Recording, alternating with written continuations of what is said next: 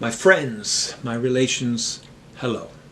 This is the first video of 2020. And as you can see, I am in my old studio. Don't get too excited about it. I can feel your heartbeat from here. This is serendipitous. I may not be here again this year, but I am here tonight, so I take advantage of it. And as you can see, I am raising my production values. I'm being more creative. Last week I told you I was going to be more candid with you. This is essential for efficient therapy. This is essential for efficient humanity, to be honest and be creative. There's no such thing as an effective, as in a healthy cookie cutter approach to my clients or to anything. Everybody has their own story. Everybody has earned their story. I don't care what you've done in your life. I don't care how, forgive the term, messed up you may be in the head. You've earned it. And you've earned your story. You've earned your place in this world. You've earned your dignity. And I believe that creatively, I can find a way to connect with you, that I will find a way to connect with you, which is what I'm trying to do right now, at least for the people that haven't clicked off yet. So first video of the new year is me honoring a promise that I made to you a couple weeks ago, Christmas, surrounded by a field of white snow. Yay! I promised you I would talk to you about contemplative prayer. So here we go. Contemplative prayer, I first learned about December of 2018, 13 months ago, by reading the obituary of a Catholic monk, Thomas Keating. And no, Tom Keating, the guy I went to Holy Cross High School with, that's not you. I could be in your family, I don't know, but dude doesn't even play drums or saxophone as far as I know. But this was my way in, and it turns out, as I was reading about it, I realized that I had been aware of practicing a form of contemplative prayer for 20 years. I first stumbled upon contemplative prayer in a small town called Blue Mountain Lake in the Adirondack Mountains in New York State. And now I go back there every year. Contemplative prayer is a communion with the divine.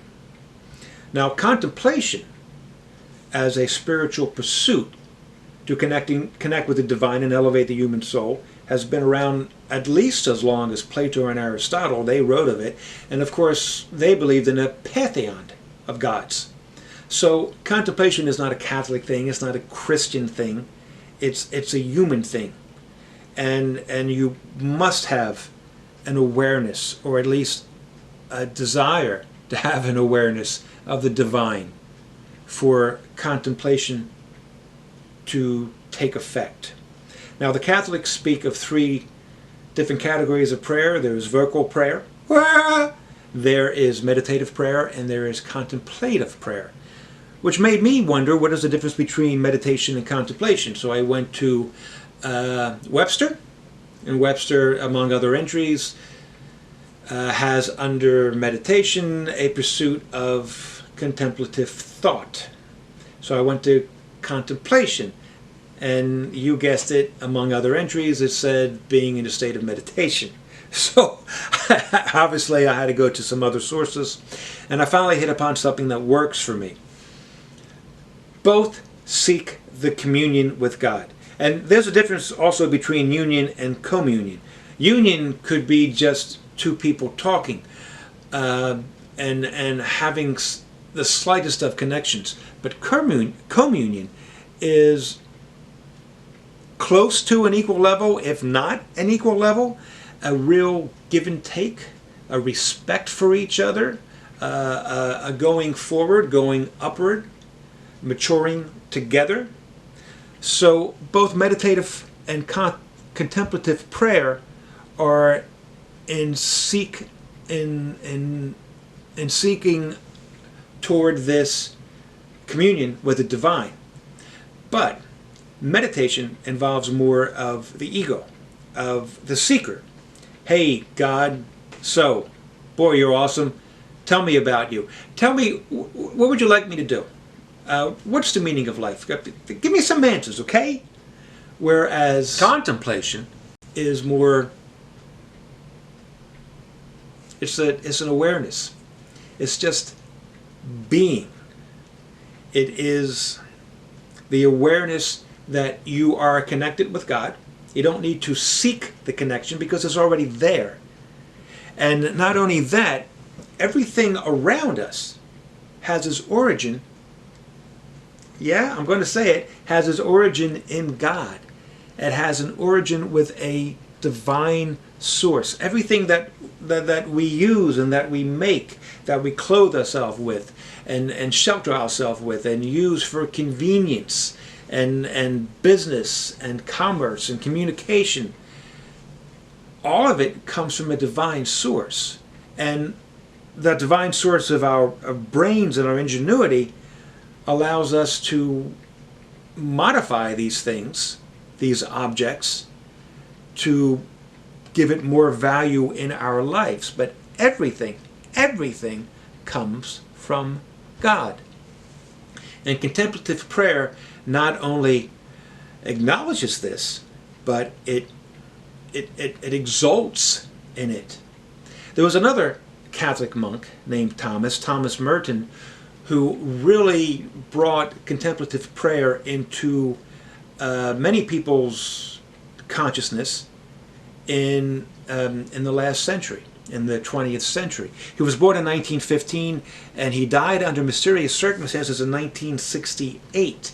And the reason I mention this is because in his pursuit of contemplation, he was very aware that people of different faiths are invested in their faith, and there's really very little chance that they're going to convert.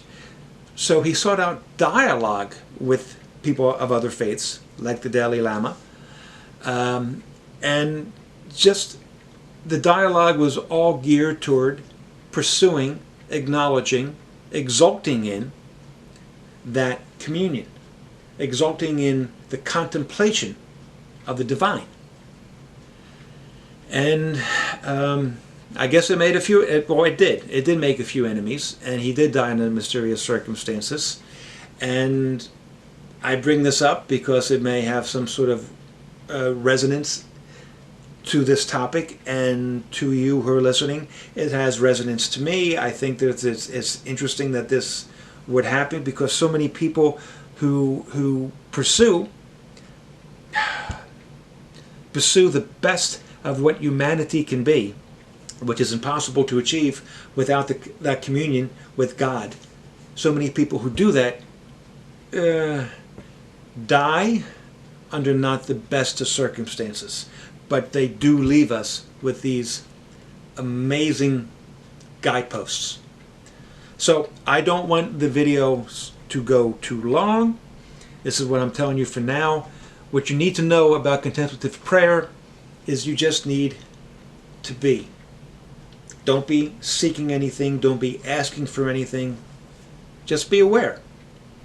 And I'm well aware that since I've been seeking for a long time now, the spiritual search of mine, since I've been involved in psychotherapy for a long time, this may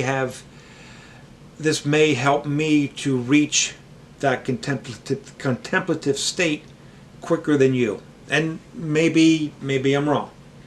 I know I have a long way to go.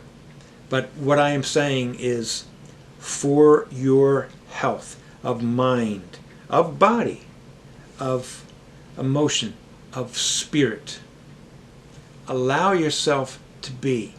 Allow yourself to be aware of what you are, where you are.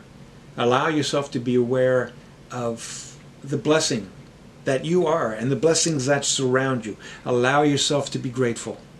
Allow yourself, acknowledge that you are part of the divine. And peace, four fingers. I will see you soon.